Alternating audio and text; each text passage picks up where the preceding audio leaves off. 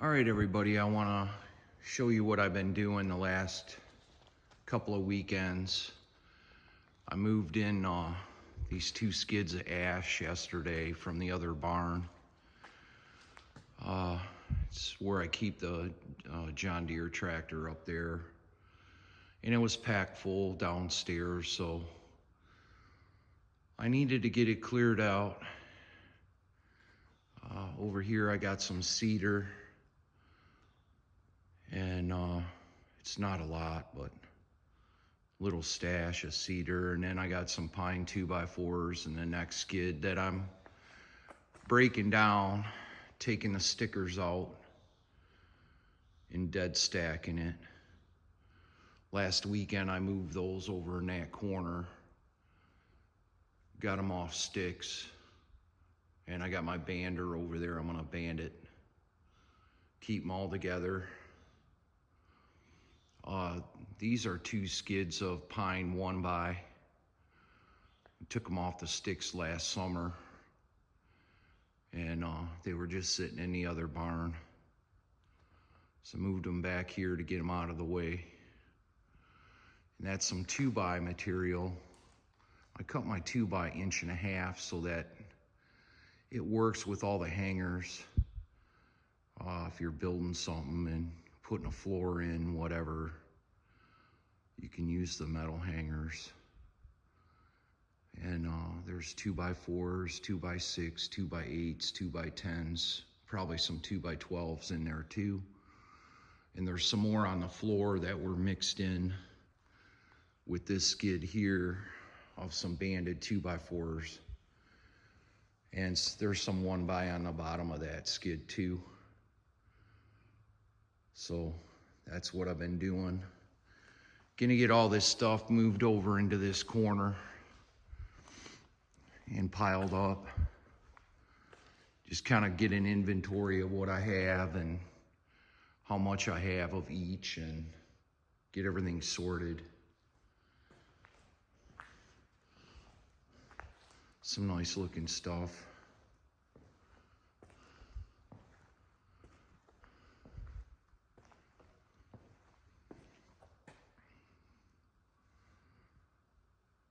There's a lot of 2x8s and 2x10s in there, a few 2x4s. That's got to be sorted out. And then a 1x is, I think there's some maybe 4-inch stuff in there to 10. That's good sheeting. I had some guys looking for some hunting blind material, but if it goes, it goes. If it don't, I have it sitting here, not going anywhere. Keep it dry and it'd be good forever. So I still need to build some benches on this wall over here. I just been moving lumber around the last couple weekends, but right there I want to build a bench, a couple of benches. Probably a 16-foot of bench right here.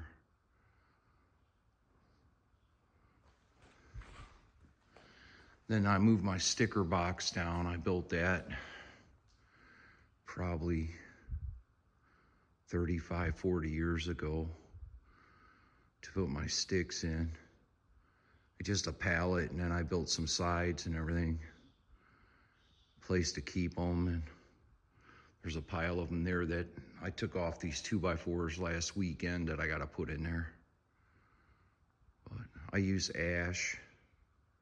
And this isn't white ash, this is black ash, also known as swamp ash. And they're pretty nice sticks. I use 3/4 by 3/4. Originally, when I first got my sawmill, I was doing everything 1 inch.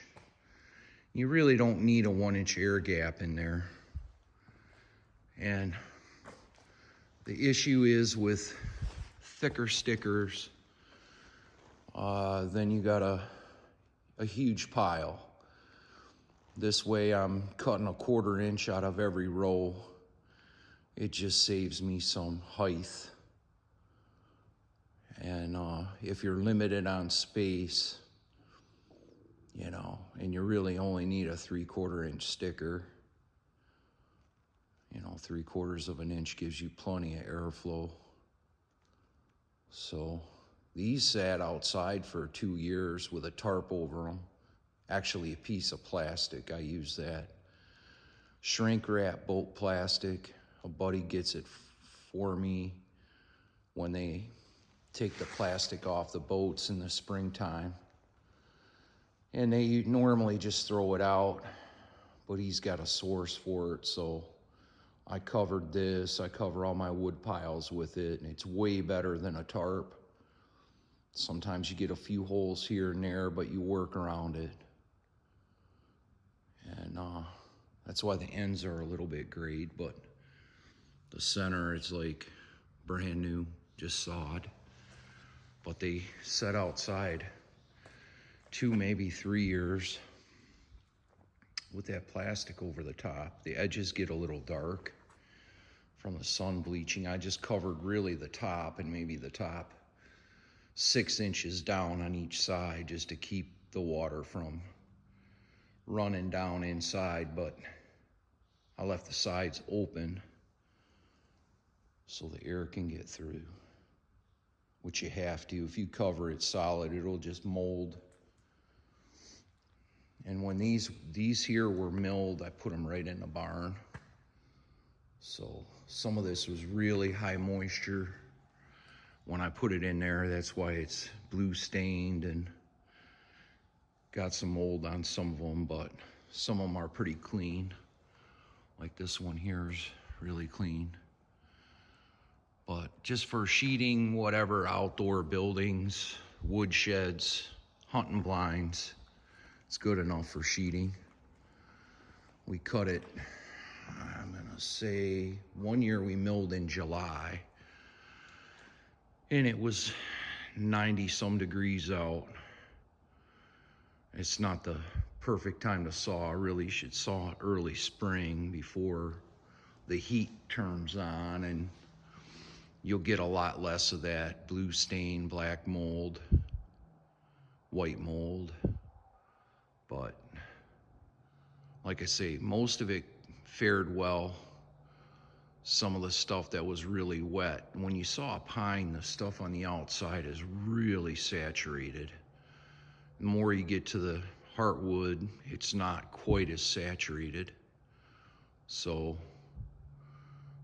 that's why the variance, plus log to log, they're all individual, right? So some may have been drier than others, whatever, but like you can see in this one board here, this one I think it's 2 by 12. You can see where the heartwood isn't moldy or got that, you know, black stain in it. They call it blue stain, black stain. But the sapwood, you can see how wet it was, and it got that in there. The same board, same drying conditions, but one edge of it was really, really wet, saturated. Same with like this 2 by 6. You can see it in that 2 by 6, same thing. So I watched Old Guy Firewood Dick, just did his first sawmilling video, and they were just throwing it on the ground, and I told them that you might want to get that stickered right away. And from previous experience, I've taken stuff, milled it. End of the day, you're tired, stuff's laying on the floor. It was on cement. And went out the next morning to sticker it and stack it. And just overnight, that stuff was cupping and twisting and stuff, just like right off the saw. So I try, if I can't sticker it that day, like immediately when it's sawed, I'll put it like on runners, put it on the forks, whatever, and pile it up. and just leave it dead stacked. Just that weight of those boards on there. And then, you know, when you're throwing them on the ground, they're cattywampus, they're not laying perfectly, one's laying on top of the other, and that just starts them to twist and turn and do all kinds of crazy stuff. So the faster you can get it on sticks, in a good, you know, you can put it on sticks, but if your base isn't flat, if you're putting it outside and the ground is not even, you got to get your runners level to one another, so that way the whole stack doesn't twist. Because once you start getting that in there, it's, yeah, you can put more weight on it, you can put it somewhere where it's flat, and you can try to steam iron it down, really press it flat with the weight. But I just prefer to get it flat to begin with and don't give it a chance to twist or bow, cup. All wood's gonna cup a certain amount. There's no way around it. But like this cedar here, I think that's pretty flat for being, I don't know, it's gotta be almost 20 inches wide. And it's pretty doggone flat. It's got a little bit of a cup to it. That's just the grain. It's gonna go that way anyway. But still get a good usable piece out of that. It's pretty stuff too. I really like working with. This is white cedar, northern white cedar, not red. So people that are used to seeing red cedar or cedar down south is different. It's just a different species. But that's what we have up here. And trying to get it done. Like I banded this small pile of 2x4s last summer. When we dead stacked all this, I had a buddy over and we pulled it all out of the barn, took all the sticks out of it, that pile and that pile, those two piles there, we had already dead stacked. And that pile there, but we didn't sort it. We just put 2x with 2x. So that's my job now. The next few times I'm up here is to get that sorted and get them into individual stacks so I know what I have.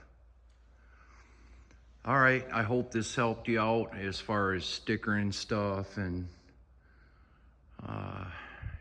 learning what to do. I'll tag old guy Firewood in this, so maybe he said he did sticker his stuff already. He responded to my comment, but that's it. Over and out.